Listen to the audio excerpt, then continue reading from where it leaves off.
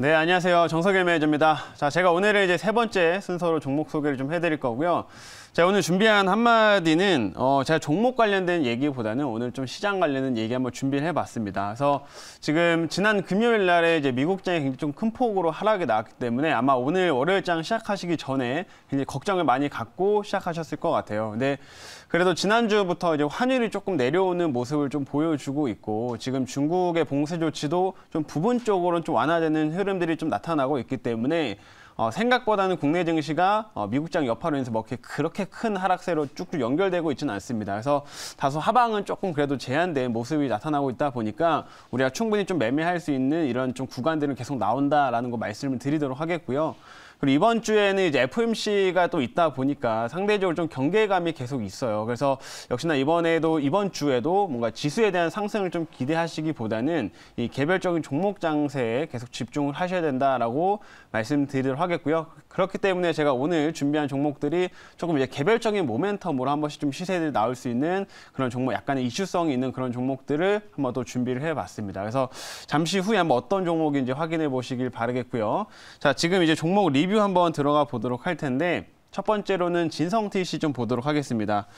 자, 이 종목이 제가 지난 금요일 날 목표가 달성을 좀 하게 됐어요. 자, 이 종목이 지금 2차 목표가까지 달성을 좀 하게 됐고, 지난 이제 처음에 편입한 당시에 1차까지는 뭐 금방 달성을 했습니다. 근데 최근에 조금 눌리고 난 이후에 다시 한번 상승을 좀 보여줬는데, 제가 진성TC를 이제 편입을 했을 때 말씀드렸던 포인트들이 한 두 가지 정도가 있었어요. 첫 번째로는 중국의 경기 부양책이 진행이 되면서 다시 한번 이런 건설 관련된 종목들 좀 주목받을 수 있다라고 얘기 드렸었고, 또 하나 이제 캐터필러의 이제 실적 발표였는데, 진성TC의 이제 주요 고객사가 캐터필러이기 때문에 캐터필러 호실적이 나오게 되면 역시나 이 종목이 또 수혜를 좀 받을 수 있다라고 말씀드렸습니다. 근데 캐터필러 실적이 실제로 되게 잘 나왔고요. 이제 근데 그거에 따라서 주가가 생각보다는 뭐 초반부터 많이 오르진 못했어요. 근데 오히려 지난주 금요일 날 장 후반부에 우크라이나 그 재건 관련된 모멘텀이 새롭게 좀 붙으면서 이 건설 장비 관련된 종목들이 급등세를 연출했다 이렇게 보시면 되고요.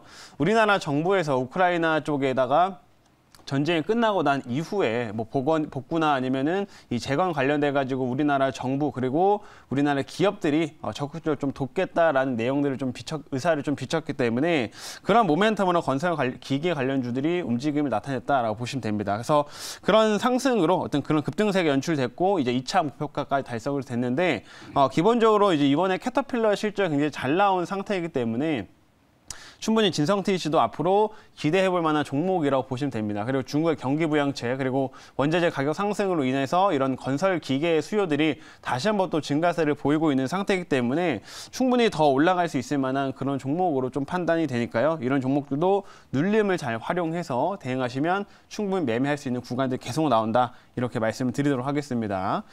자, 그리고 두 번째로는 벽산 보겠습니다. 자, 벽산 같은 경우는 제가 얼마 전에 이제 편입을 했었던 종목인데, 이제 오늘 이제 조금 올라갔다가 현재는 지금 눌려있는 상황이에요. 근데 벽산 같은 경우에는 이제 정부 정책 모멘텀으로 이제 편입을 한 종목이라고 보시면 될 것 같고요.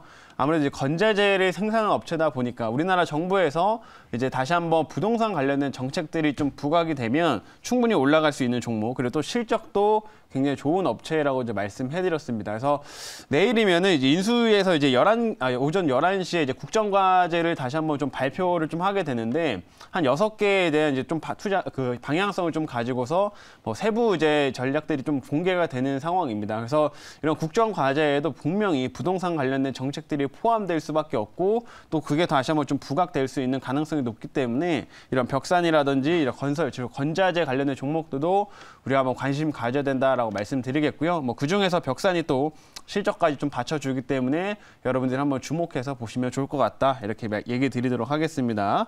그래서 오늘 좀 벽산까지 이렇게 말씀 좀 드리도록 하고요. 이제 오늘 새롭게 신규 종목 편입을 좀 해보겠습니다. 자, 오늘은 제가 약간 이슈성이 있는 그런 종목을 한번 준비를 해봤고요. 좀 변동성이 좀 있을 수가 있습니다. 자, 현재가 지금 5,600원, 종목명은 KC 피드라고 하는 업체를 편입을 해보도록 하겠습니다. 자, 이 종목 같은 경우에는 이제 쉽게 말하면 그냥 사료 관련된 종목이다라고 좀 보시면 될 것 같고요. 결국에는 지금 사료 관련된 종목들의 다시 한번 또 순환매 또 이런 관련된 이슈성이 좀 반복될 것으로 예상이 되기 때문에 오늘 이 종목을 지금 눌림 구간에서 편입을 좀 해보도록 하겠고요. 지난주에는 전반적으로 사료 관련주들이 다시 한번 가격이 좀 이렇게 한번 쭉 빠지는 모습을 연출을 했는데 그렇기 때문에 오히려 매수할 수 있는 자리가 좀 왔다라고 좀 보시면 될 것 같습니다. 그래서 이번에 오늘 제가 사료 관련된 종목들을 새롭게 편입을 해보도록 하겠고요. 몇 가지 좀 기대할 만한 이런 요소들이 좀 있는데 제가 그거는 제가 준비한 자료가 있으니까 자료 보면서 말씀드리겠습니다.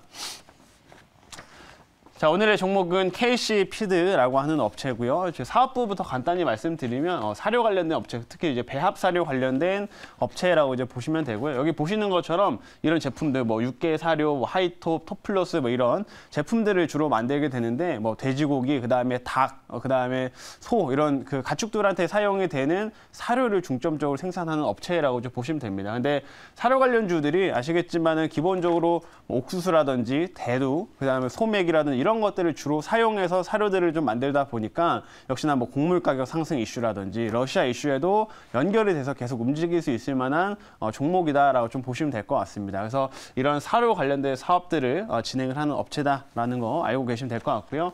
다음 화면 보겠습니다.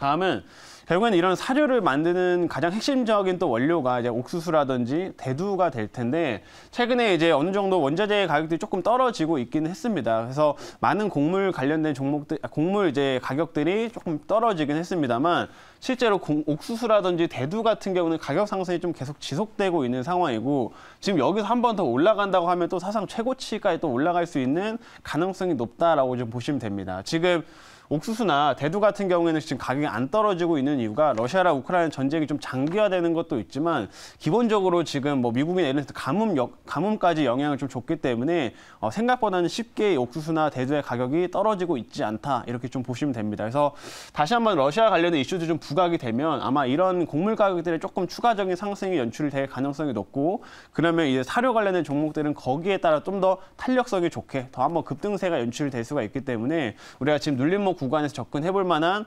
구간이다라고 판단하시면 될 것 같고요. 충분히 대두나 이런 옥수수도 지금 최고가를 앞두고 있는 상황이기 때문에 이런 모습들을 잘 체크하실 필요가 있겠다라는 거 말씀드리겠습니다. 자, 그리고 다음 화면 이제 볼게요. 다음은 아까 이제 농담회장에서 잠깐 얘기를 해주셨는데 이제 지금 푸틴 대통령께서 지금 이제 9일날 우크라이나의 전면전 선언 가능성 이제 이런 내용들이 지금 헤드라인으로 나오고 있습니다. 지금 요 가능성에 대해서는 이제 영국의 한 매체에서 이제 좀 출발이 되었다라고 하는데 이게 주말 동안에 꽤 이슈가 좀 됐었어요. 그렇기 때문에 이번에 다시 한번 지금 러시아 같은 경우에는 만약에 전면전을 이제 선언을 하게 되면 이 전쟁 관련된 리스크가 다시 한번 좀 부각이 되면서 아까 말씀드린 옥수수나 뭐 대두 가격이 조금 더 올라갈 가능성이 좀 있다라고 좀 판단이 되고요.